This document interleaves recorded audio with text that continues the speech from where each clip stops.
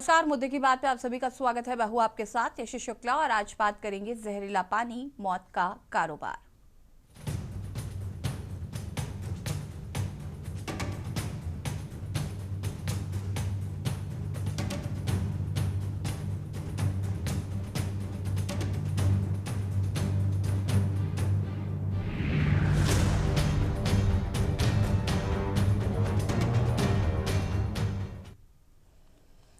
Greater Noida में एक बेहद गंभीर और डराने वाली खबर सामने आई, जहां पर दूषित और जहरीला पानी पीने से 25 भेड़ों की मौत हो चुकी है, जबकि 50 से ज्यादा भेड़ें जिंदगी और मौत के बीच जूझ रही हैं।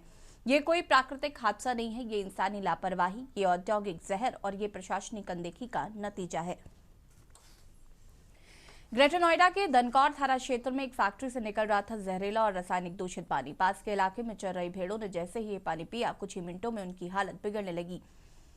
भेड़ें गिरने लगी, मुंह से झाग निकलने लगे और देखते ही देखते 25 भेड़ों ने दम तोड़ दिया। क्या ये पहली घटना है? क्या सिर्फ भेड़ें ही शिकार हुई हैं? अगर यही पानी इंसान पी ले तो क्या होगा? पुलिस और स्वास्थ्य विभाग की टीम मौके पर पहुंची। फैक्ट्री को सील कर दिया गया, जांच शुरू है। लेकिन सवाल यह है कि जांच से पहले ये जहर बाहर कैसे आ रहा था? ये मामला अकेला नहीं है। कानपुर में भी चमड़ा फैक्ट्रियों का केमिकल पानी गंगा में जाता है। उन्नाव आर्सेनिक वाला पानी, लोग कैंसर से जूझ रहे हैं। मेरठ में औद्योगिक नालों का पानी खेतों में जाता है। वाराणसी में सीवर और फैक्ट्री वेस्ट का संगम है। गाजियाबाद हैंडपंप से बदबूदार और जहरीला पानी निकल रहा है। हर जगह तस्वीर एक जैसी है, फैक्ट्रियां, केमिकल, नाले और जहरीला पानी। सवाल ये नहीं है कि फैक्ट्री सील हुई है या नहीं, सवाल ये है कि क्या प्रदूषण बोर्ड सो रहा था? क्या फैक्ट्री बिना ट्रीटमेंट प्लांट के चल रही थी? क्या स्थानीय प्रशासन को कुछ पता ही नहीं था, या सबको पता था और सब चुप थे? आज भेड़ें मरी है, कल गाय, भैंस, कुत्ते और परसों इंसान। क्या यूपी में औद्योगिक विकास की कीमत जहरीला पानी है? क्या रोजगार के नाम पर जिंदगी से समझौता किया जा रहा? फैक्ट्री सील कर दी गई, ठीक है, जांच बैठा दी गई है, लेकिन पहले कितने दिन से ये पानी बह रहा था? अब तक कितनी जमीन और पानी जहरीला हो चुका है? जिम्मेदार अफसरों पर क्या कार्रवाई होगी? क्या मुआवजा मिलेगा? क्या आसपास के लोगों के पानी की जांच होगी? आज हम इसी मुद्दे पर बात करेंगे। उत्तर प्रदेश में दूषित पानी सिस्टम फेल या सिस्टम ऑन? क्या सरकार की निगरानी कमजोर है? क्या प्रदूषण नियंत्रण बोर्ड सिर्फ कागजी है? क्या फैक्ट्रियों को खुली छूट मिली हुई है? और अगर आज ये सवाल नहीं उठे तो अगली मौत किसकी होगी?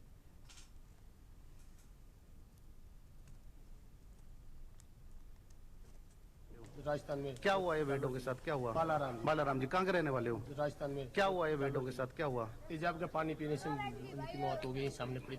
कितनी मौत कितने इनकी होगी जी? लगभग 25 होगी और बाकी की बेटी अभी कुछ अच्छा फिलहाल पता नहीं कितनी मरे इसमें। अभी बहुत है इसमें, पता नहीं कितनी मरे। अच्छा, तो पानी कब पिलाया था? अभी भी पिया है 2 घंटे पहले जी। अच्छा, तो कितने लोगों की जो भेड़िया मरी है, कितने लोगों की? 3 लोगों की है। क्या क्या नाम है? बालू भाई, गोपारा। जी जी, ठीक है। कहाँ के रहने वाले हो आप? राजस्थान में। अच्छा, ये जो आपकी अभी तक जो भेड़ मरी है, 20 से 25 बता रहे हैं आप, कितनी कीमत होगी इनकी? ये मान लो जी 15,000 की भी भेड़ है, इसमें 10,000 की भी भेड़ है। और हमारे साथ संवाददाता अशोक द्विवेदी हमारे साथ जुड़ चुके हैं और श्याम सलोनी वशिष्ठ जी जो कि भाजपा प्रवक्ता है हमारे साथ जुड़ चुके हैं। सबसे पहले तो आपका स्वागत है और शुरुआत करते हैं। अशोक, क्या कुछ ये पूरा मामला है और इस मामले को लेकर फिलहाल क्या कुछ अपडेट है? नोएडा दनकौर थाना क्षेत्र का है, जहां पर बालाराम नाम का युवक जो कि राजस्थान आया था और भेड़ पालने का काम कर रहा था। वहीं मैं आपको बता दूं, वहीं पे पास में जो है मामला गुजर गांव का नाम का मामला है। ये वहां के पास में एक फैक्ट्री थी, जहां पर वो फैक्ट्री में बताया जा रहा है एल्युमिनियम और गाड़ियों के पार्ट्स बनाए जाते हैं, जिनको उनको पेंटिंग करने के लिए केमिकल पानी यूज किया जाता था। वो पानी खुले में निकाला जा रहा है, जिसको लेकर के भेड़े जब चलते चलते वहां पहुंची और उसके बाद भेड़ों ने जो है केमिकल वाला पानी पी लिया, जिसके बाद 25 भेड़ों की मौत हो गई और वहीं 50 भेड़े घायल हो गए। फिलहाल प्रशासन कुंभकर्ण की नींद जागा और उसके बाद तो प्रशासन द्वारा पशु चिकित्सा द्वारा जाकर के वहां पे मौके पे देखा गया, तो भेड़ों को जो 25 भेड़े जो गंभीर रूप से बीमार थी, उनको पशु चिकित्सा द्वारा बचा लिया गया, लेकिन फिलहाल के लिए 25 भेड़ों की मौत हो गई। और ये बालाराम जो है, ये राजस्थान से भेड़ चराने अक्सर नोएडा में आता रहता था, जो भारी संख्या में भेड़े लेकर के ये यहाँ पर चराने के लिए आता था। वहीं अगर देखा जाए पोल्यूशन अधिकारी की बात करें, तो पोल्यूशन अधिकारी जो है काफी टाइम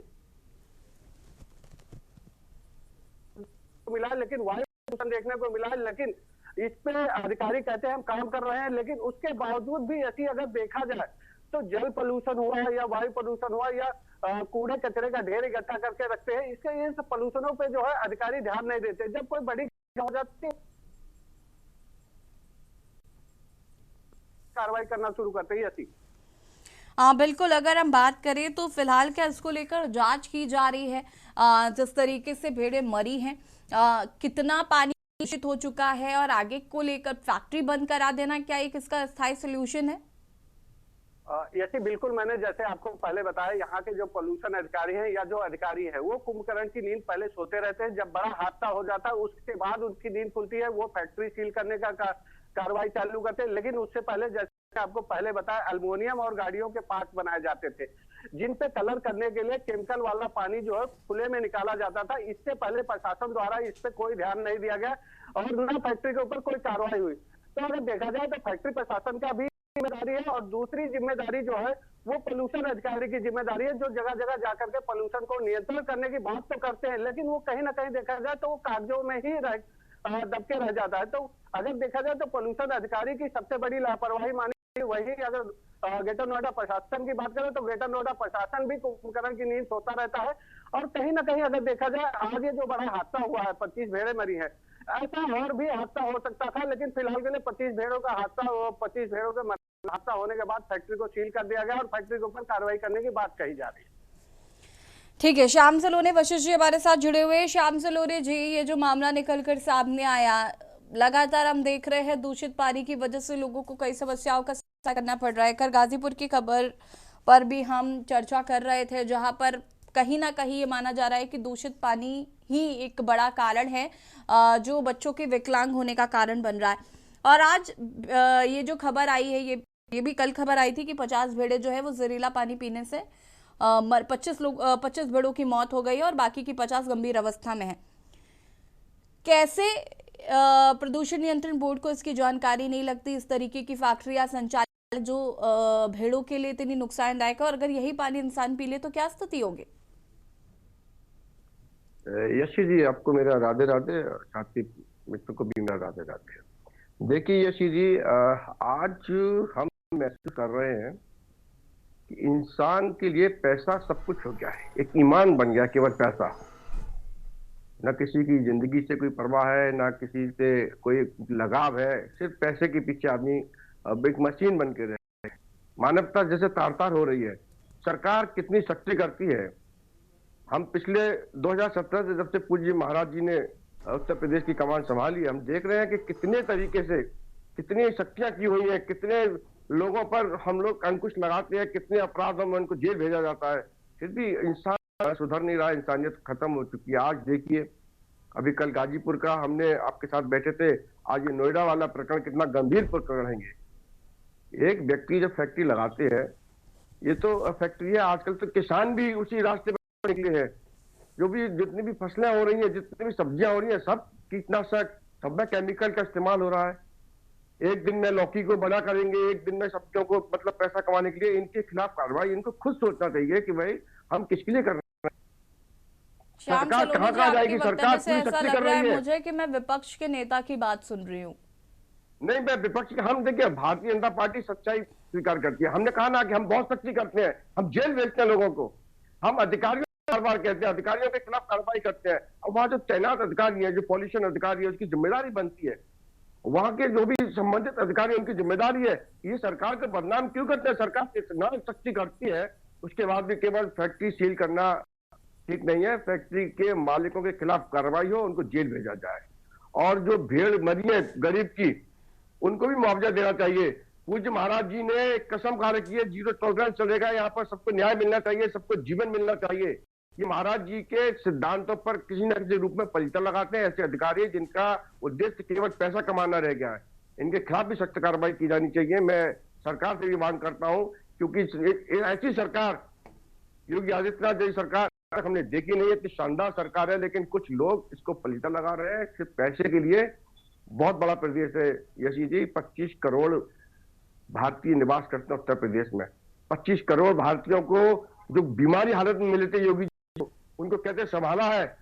लेकिन कुछ दूषित मानसिकता के लोग आज भी हैं जो जानबूझ करके पैसे के लिए जीवन तार तार कर रहे हैं, मनुष्य के जीवन से खिलवाड़ कर रहे हैं। अब तो पशु पक्षियों के भी जीवन से खिलवाड़ कर शुरू हो गया है।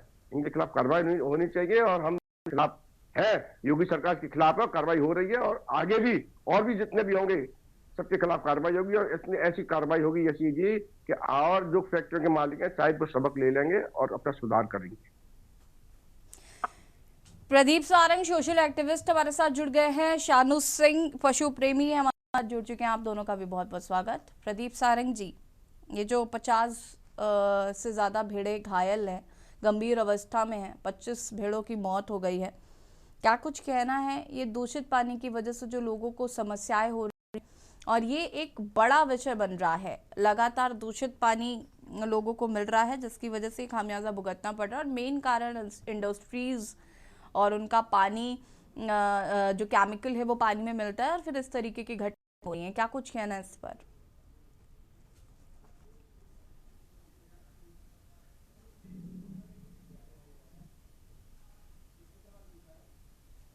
प्रदीप सारंग जी, शानू सिंह हमारे साथ जुड़े हुए हैं, प्रदीप जी तक आवाज नहीं पहुंच पा रही है। शानू सिंह जी, कैसे देख रहे हैं इस पूरे प्रकरण को? हेलो जी मैम, एक बार आप फिर से रिपीट करेंगे, वॉइस नहीं आ रही आपकी मुझे। शानू सिंह जी प्लीज इस पूरे मामले को लेकर, ये जो भेड़ों की मौत हुई है, इस पर क्या कुछ कहना चाहते हैं?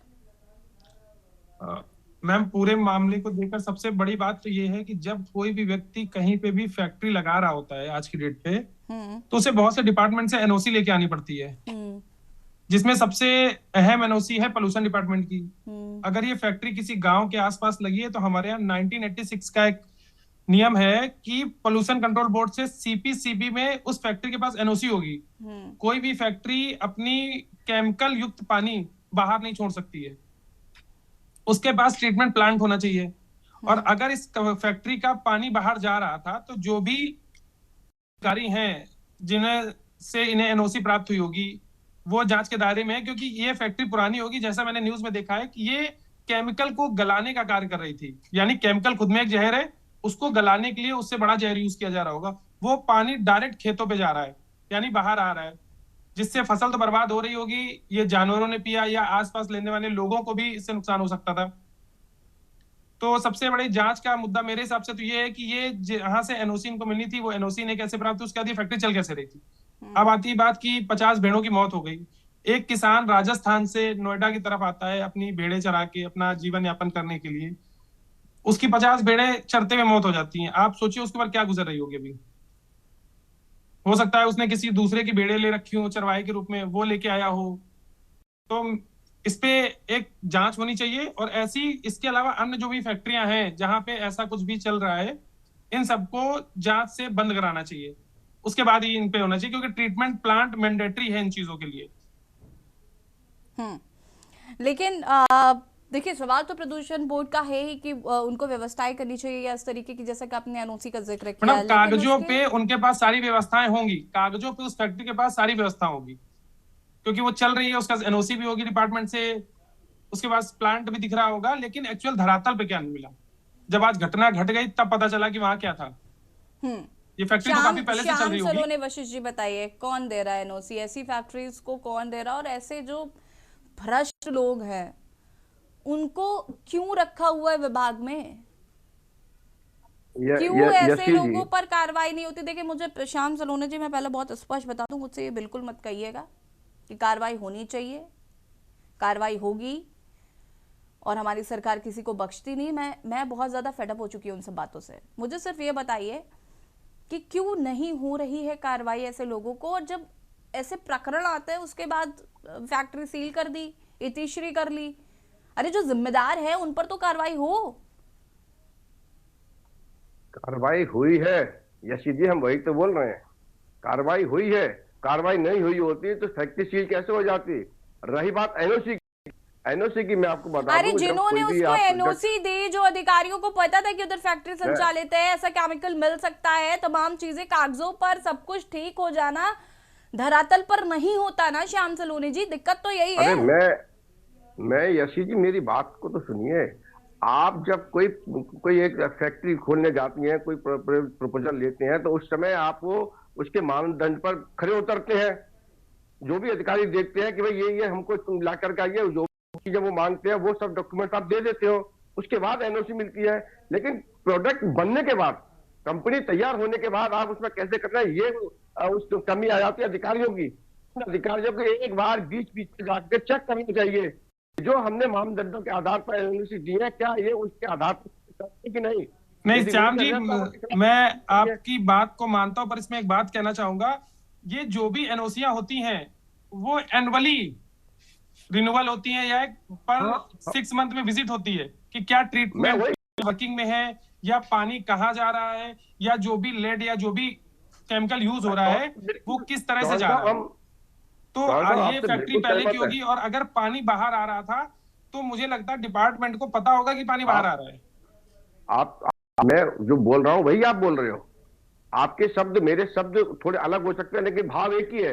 मैं वही बोल रहा हूँ कि जो अधिकारी एनओसी देते हैं उसके बाद जब फैक्ट्री बन जाती है, फैक्ट्री सुचारू रूप से चालू हो जाती है, तब ये जिम्मेदारी अधिकारी के बीच बीच में उन फैक्ट्रियों की, उन कंपनियों की जांच किया करें कि क्या वो मानक पर खरी उतर रही है या कहीं गड़बड़ तो नहीं है। तो होता क्या है, कुछ कर्मचारी जा करके घूस ले लेते होंगे, तभी तो ये हादसे होते हैं। घूस ले कौन रहा है? सवाल तो ये श्याम सलूने जी, ये जो अधिकारी ले रहे हैं, जो घूस ले रहे हैं, इन पर कार्रवाई क्यों नहीं हो रही है? यही तो सवाल है मुख्य हमारा। मैं उतनी देर से आपसे वही तो पूछ रही हूँ, आप मुझसे कह रहे हैं नहीं कार्रवाई हुई, इसीलिए तो फैक्ट्री सील करना तो बहुत छोटा काम है। ठीक, सभी हमारे साथ बने रहिएगा, चर्चा को आगे बढ़ाएंगे। रुकेंगे छोटे से ब्रेक के लिए, जो हाजिर होते हैं।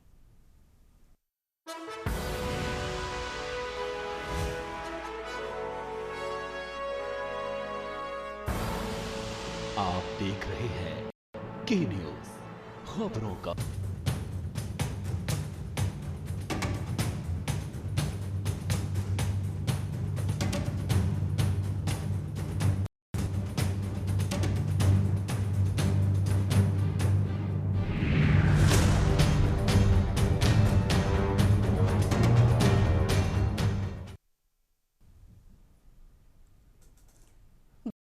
फिर से आप सभी का स्वागत है और बात कर रहे हैं जहरीला पानी, मौत का कारोबार। आपको बता दें कि जिस तरीके से नोएडा में 25 भेड़ों की मौत जहरीला दूषित पानी पीने की वजह से हो गई और 50 भेड़ें अभी भी जिंदगी और मौत की जंग लड़ रही है। ऐसे में कई सवाल उठता है कि आखिर जहरीला पानी जो केमिकल फैक्ट्री से निकल रहा है वो आखिर पानी में मिल कैसे रहा है। तमाम सवाल खड़े हो रहे हैं इसको लेकर, और सोशल एक्टिविस्ट प्रदीप सारंग जी हमारे साथ जुड़े हुए हैं। प्रदीप जी, इस पूरे प्रकरण पर क्या कुछ कहना है आपको?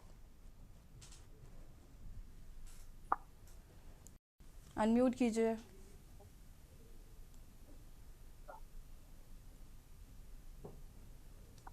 जी यशी जी, ये मामला प्रदूषण नियंत्रण बोर्ड और नमामि गंगे जैसी योजनाओं से जुड़ता है। प्रदूषण फैक्ट्री से निकलना एक अलग मामला है, लेकिन जब जल प्रदूषण हो रहा है और नदी और नाला जहां पर प्रदूषण जाता है, केमिकल जाते हैं, तो ये एक और धारा बनती है जो नमामि गंगे के अंतर्गत नदी प्रदूषण का अलग। प्रदूषण बोर्ड और नमामि गंगे दो अलग अलग बातें हैं। सवाल ये उठता है, जो इतनी चर्चा में मैंने सुना कि फैक्ट्री पे कार्रवाई हो गई, अच्छा है, होना चाहिए, लेकिन उन पर कौन कार्रवाई करेगा जिनकी जिम्मेदारी थी कि प्रदूषण ना निकले फैक्ट्री से, और उन अधिकारियों को जिनको हर महीने रिपोर्ट शासन को भेजनी होती है कि हाँ ये बिल्कुल ठीक चल रहा है। हर तीसरे महीने, छठे महीने उसकी जांच होती है प्रदूषण लेवल की, और जांच होती है, जांच की आख्या निकाली जाती है, आख्या रिपोर्ट भी शासन को जाती। तो वो कौन लोग हैं, चाहे नगर निगम हो, नगर पालिका हो, टाउन हो, अथवा प्रदूषण नियंत्रण बोर्ड के संबंधित अधिकारी हो या संबंधित उसके जो इंस्पेक्टर्स हैं वे हों, तो उनको भी कार्यवाही में लपेटना चाहिए ना। अन्यथा फैक्ट्री को तो लपेट दिया, शेष जो जिम्मेदार लोग हैं वे कहाँ हैं? मेरा यही कहना है कि सरकार को चाहिए कि उन जिम्मेदार लोगों पर भी नजर डाले जिनकी लापरवाही से या जिनकी मिली भगत से ऐसा हुआ है, ऐसा हो रहा था। जी श्याम सलोने जी। यशी जी, हमने तो वही बात कही है ना, जो सारंग साहब सवाल करना हम वही बोल रहे हैं कि जो अधिकारी एनओसी देते हैं उस समय एनओसी देना जायज होता है, क्योंकि वो फैक्ट्री बनी नहीं है। बनने के बाद जो अधिकारी मौजूद हैं वो जांच किए कि नहीं किए वो तो अब जांच में मालूम पड़ेगा ना। अब उनकी जांच होगी, फैक्ट्री कब बनी, उसके बाद कितने लोगों ने उसको जाकर के जांच किया, कितनी रिपोर्ट आई है, ये भी एक जांच का विषय है। ये निर्दोष को तो हम नहीं दे सकते, किसी को नहीं बर्खास्त कर सकते, ना सजा दे सकते हैं। जांच में पता लगेगा कि कब कब जांच हुई है, किस किस समय पर उनके एनओसी का उन्होंने जांच के अधिकारी ने, कौन अधिकारी मौजूद थे। अब जाकर जो दोषी अधिकारी होगा वो पकड़ में आएगा, उसके खिलाफ कार्रवाई होगी। थोड़ा समय तो श्याम निश्चित सोनवने जी, मानिए, अब सुनिए जो- मेरी बात जी। सुनिए, ठीक है। अभी अभी कार्रवाई हो रही है, जांच होगी और फिर देखते हैं क्या होता है इस पर। लेकिन ये जो फैक्ट्री कल तो खड़ी नहीं हुई, कल ही केमिकल निकला नहीं और कल ही भेड़ें मरी नहीं। एक लंबा समय लिया होगा एक फैक्ट्री को खड़ा करने में, एक लंबा समय गया होगा। ये केमिकल्स धीरे धीरे धीरे धीरे धीरे करके पानी को दूषित कर रहा होगा और उसके बाद नतीजतन 25 भेड़ों की मौत। और सिर्फ बात मैं यहाँ भेड़ों की मौत की ही नहीं कर रही हूँ। उत्तर प्रदेश में कई ऐसे जिले हैं जहां पर फैक्ट्रियां संचालित लंबे समय से हो रही हैं, सालों साल से हो रही हैं। कानपुर का तो काफी फेमस है प्रकरण कि किस तरीके से इंडस्ट्रियल जो एरियाज है वहां पर गंगा को दूषित कर रहा है पानी। कई और ऐसी अलग अलग जिले हैं जहां पर इस तरीके की खबरें हैं। गाजीपुर का जिक्र मैं इसलिए लगातार कर रही हूँ क्योंकि वहां पर बच्चे लगातार विषिप्त हो रहे हैं और ये समस्या आज या कल नहीं खड़ी हुई है, ये एक लंबे समय से खड़ी हो रही है। और उसके बावजूद सिर्फ जब ऐसे मौतें हो जाएंगी, किसी इंसान की मौत हो गई तो भी यही जवाब, जांच होगी कार्रवाई होगी। भेड़ों की मौत हो गई, जांच होगी कार्रवाई होगी। कब होगी, पहले से क्यों नहीं सुनिश्चित किया जा रहा? और ऐसी जो फैक्ट्रियां हैं उनको पहले से क्यों नहीं बंद किया जा रहा है, सवाल ये है। आपके रिपोर्ट के बाद तुरंत ये सरकार एक्शन लेती है, तब भी सरकार से सवाल किए जाते हैं कि आप कम से कम जांच तो कर लेते हैं, निर्दोष तो नहीं बचना चाहिए। तो सरकार का मानना है, जब योगी, मैंने अभी कहा ना, 2017 से पहले का उत्तर प्रदेश जिस हालात में मिला था, कोई उसको प्रदेश को सुधार नहीं सकता था जो योगी जी ने योगदान किया है। आज प्रदेश की हालत बहुत अच्छी की है, लेकिन फिर भी कुछ कमियां हैं। अभी 75% हमने उत्तर प्रदेश को संभाला है। उत्तर प्रदेश हमको 100% माइनस जाकर के खराब मिला था, फिर भी कुछ कमियां हैं, उन कमियों को दूर किया जा रहा है। जो अधिकारी कर्मचारी अभी उस मानसिकता के हैं, उनके खिलाफ कार्रवाई हो रही है। आपने देखा होगा, ऐसा कोई प्रकरण नहीं होगा यदि कहीं पर कुछ वाकया हो, किसी अधिकारी या कर्मचारी के खिलाफ जो संलिप्त मिला हो, उसके खिलाफ कार्रवाई नहीं हुई हो। हर एक के खिलाफ कार्रवाई हुई है। तो यहाँ पर बचाव तो है ही नहीं। यदि आप दोषी हैं तो आपके खिलाफ कार्रवाई होगी और सख्त कार्रवाई होगी। और इस प्रकरण में भी, ये जो प्रकरण हुआ है, इसमें भी सख्त कार्रवाई और संबंधित जो भी वहां के कर्मचारी अधिकारी जिस विभाग के होंगे, उनके खिलाफ कार्रवाई होगी ही होगी। बचने का कोई कारण ही नहीं है। इसलिए मैं कह रहा हूँ, चलिए ठीक है, इस पर क्या कार्रवाई होती है देखना होगा। आप सभी का बहुत बहुत शुक्रिया चर्चा में शामिल होने के लिए। और बात कर रहे हैं जहरीला पानी, मौत का कारोबार। जिस तरीके से नोएडा में 25 भेड़ों की मौत हो गई, 50 भेड़ें अभी भी जिंदगी और मौत की जंग लड़ रही है। ऐसे में सवाल दूषित पानी किस तरीके से दूषित हो रहा है, साथ ही साथ जो फैक्ट्रियां इसके लिए जिम्मेदार हैं उन पर कार्रवाई कब होगी। के न्यूज की खास पेशकश में फिलहाल इतना ही। देखते रहिए के न्यूज इंडिया। नमस्कार।